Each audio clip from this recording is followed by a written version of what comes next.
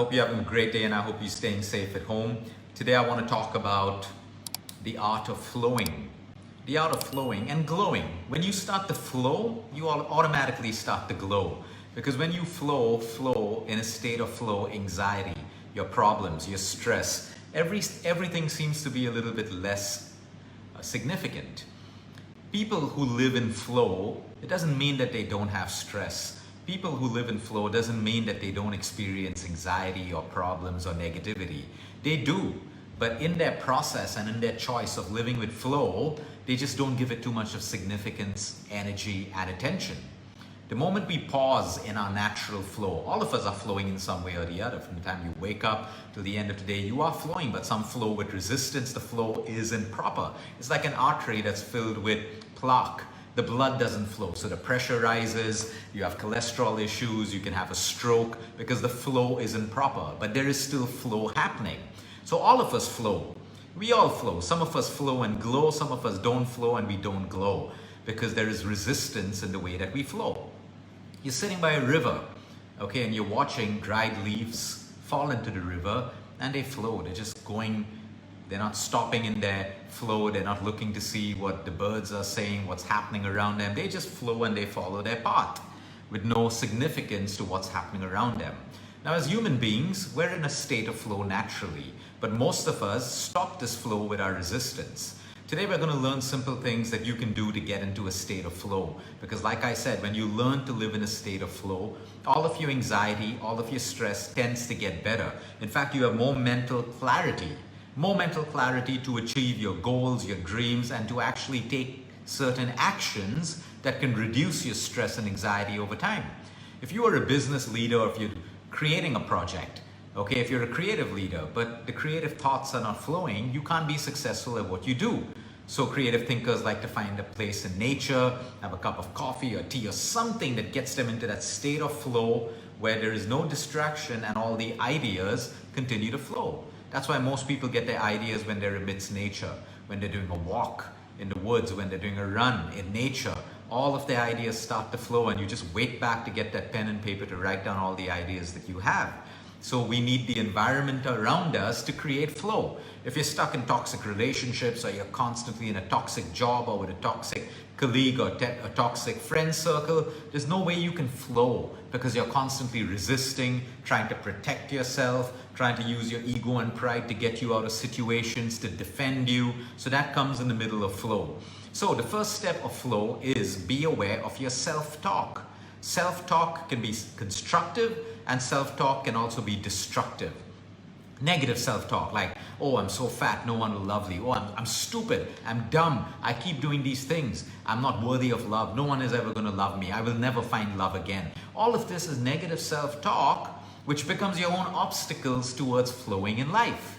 Whereas positive self-talk is, hey, I can do this. Okay, this was bad, one bad relationship, but that was one bad person.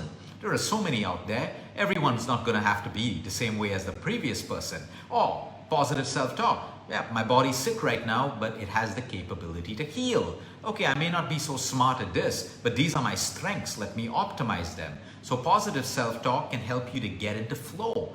Okay, I know, fine, I have a weight problem. These are the actions I should take. These are the things the poor lifestyle changes I should, get over, and then I can flow. But, oh, I have a weight problem, but I don't want to do this. But I just ate a little bit more. But I want to eat this. Resistance, no flow or compromised flow. So your self-talk is something that you have to be mindful of and aware of if you want to stay in a state of flow.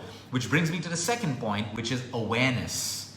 You cannot be in a state of flow if you don't live with awareness, with consciousness, with mindfulness. So when I'm aware that, hey, I'm not feeling good right now. Why? Oh, I had a call with someone who said these particular things. At least I'm aware of what is stopping my flow. I'm aware of what is robbing me of this moment of happiness. I'm aware of what's causing my pain. Fine. Oh, I got some pain right now. Before I start blaming it on everyone, let me see what I ate 30 minutes ago. Okay, I think I ate my meal too quickly. Oh, I ate that particular food that I'm not supposed to eat because it bloats me up. So you see, awareness, mindfulness, and consciousness allows us to be in a state of flow. It allows us to be aware of the negative as well as the positive, because when I'm aware, I can take the right action. But if I'm not aware, I just go through blaming, complaining, saying, oh, life is difficult, this is bad, this tablet isn't working, this food is horrible, this diet isn't working, people are mean, because you're just reacting. But with awareness, you ground yourself and you allow yourself to take right action. So we have to be aware to flow. That fine, right now things aren't going well for me. Today's a bad day. It started off badly. I had a great day yesterday, but today is a bad day. At least I'm aware of it, so I can continue to flow. Okay, I'm aware I'm having a bad day. Now, what are some of the things I can do to change the course of my day, to change the way I'm flowing right now? But if I'm not aware, I don't allow that to happen. 3, trust your feelings. A lot of people don't trust their feelings, and these are the people who constantly look for validation. They constantly look at, the opinions, what people are going to say, what people are going to think. So they're not connected within. They want to base their flow on what society is doing, what social media is predicting. They have to ask 10 friends, is this what I should be doing? Sometimes it's nice to get mentorship and guidance, but if we need the opinions of other people to guide us all the time or to validate what we're doing, that means you don't trust your feelings and you cannot flow. In a state of flow, you trust your feelings that right now, this feels to be the right thing. Let me do it and continue flowing. Right now, I feel this isn't the right thing to do. My gut instinct tells me otherwise. Fine, let me take that action, but I continue to flow. I don't wait for opinions. I don't wait for validation and then wait to see if the validation and opinions were right. So trust your feelings. The 4th point, which is the most important to flow, acceptance. Learn the power of acceptance. Acceptance doesn't mean you become a doormat. Acceptance doesn't mean people can walk all over you. Acceptance is that, let me accept the things that I cannot control. When we learn to accept the things that we cannot control, the things that you can control, take the right action. The things that you can't, accept them or let go of them. Because no matter how much you worry about it, it cannot change the situation. It's out of control. So by accepting, you continue to flow. And as you continue to flow, things may change around you. How many of you have woken up, started their day really badly and thought, oh my God, this is going to be such a bad day. But it was just a bad hour. In the next hour, your day changes dynamically. And now all of a sudden you're happy and you're ecstatic because you continue to flow. But if I start my day and hour number 1 is bad and I label and negative self-talk my day that, oh, this is going to be such a bad day, guess what? That's exactly what's going to happen. You've already determined the way your day is going to flow. But it could have been just a bad hour, a bad 2 hours, but the rest of the day can be fantastic for you. So self-talk, acceptance, connected with one another. Accept that what is happening right now is what is happening right now. It doesn't have to be perfect. It doesn't have to be up to my expectations. Let me flow and see how things change. So I move through the day with curiosity, with wonder, with hope that things can get better. And if things get worse, I know they will also get better. This is the beauty of flow. It brings us to the next point, which is decision. The power of decision, the power to decide is the power to affect an outcome. If you don't make a decision, you don't have an outcome. You're stuck. Like most people in victim mode are stuck because they never decide what to do. They never decide what action to take. But the moment you realize you have the power to decide, and that decision can affect an outcome, positively, negatively, we don't know, but for an outcome to happen, you have to make a decision. So when I'm in the state of flow, let's say I'm hitting an obstacle right now, I need to make a decision. So I can change my course, go around the obstacle, go over the obstacle, go under the obstacle. So we have to make decisions to flow. That brings me to the next point, which is action. If you don't take action, you stay stuck. Let's say that leaf, okay, is just flowing and it hits a rock, okay, and it decides to cling on to the rock. But the tide comes and it moves it around the rock. It continues to flow. But when we don't take action and we want to hold on to the space that we're stuck in, we want to hold on to victim mode because we feel safer, or we're beginning to unconsciously or consciously enjoy the sadness, enjoy the attention it brings us, enjoy the sympathy that people show us, we stay stuck. So we have to take action. And at the end of the day, flow is reflection. Reflect on how you flowed. You may find parts of your day where you didn't flow. Reflect on that. What were the obstacles? Was it your ego that popped up? Was it your pride that didn't allow you to flow? Was it you being stuck and not making a decision? So the more we reflect, the more we learn. Remember, to flow, life is always guiding you. If you think you have to manage every second and minute of your day and do everything right, you go crazy by now. We all know, or we choose not to know, that life is guiding us in some direction or the other. So sometimes if you want to flow with an assignment, flow with a project, flow with your studies, immerse yourself deeply into it.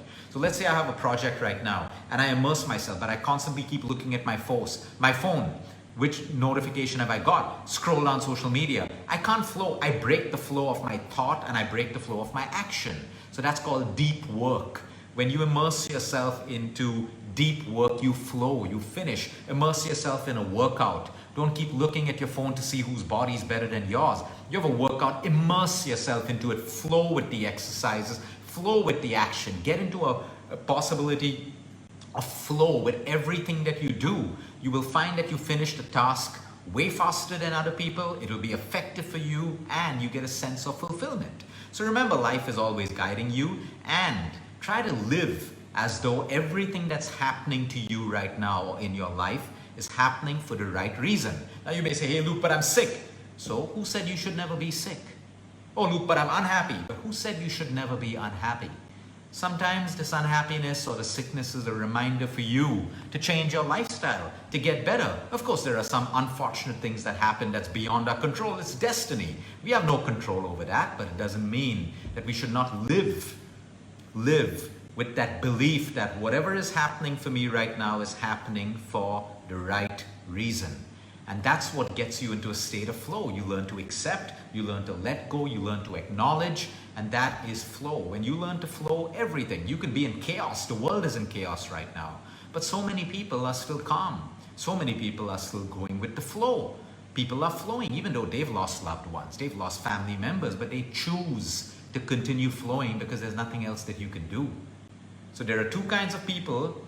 Everyone's faced with the same problem right now. In India, there's a problem of a virus, mutation, lack of oxygen. You're faced with that problem. But there are some people who react differently, some people who respond differently, and some people who flow through it, handling the problems as life throws it to them in their own flow. That's a better way of doing it, not beating up your health, becoming a victim of anxiety and stress, which doesn't fix any of your problems, and losing your health in the whole process. Learn to flow. When you flow, you automatically glow. If you flow the wrong way, you glow the wrong way. Have a great day, everyone. Until next time, eat smart, move more, sleep right, and breathe deep.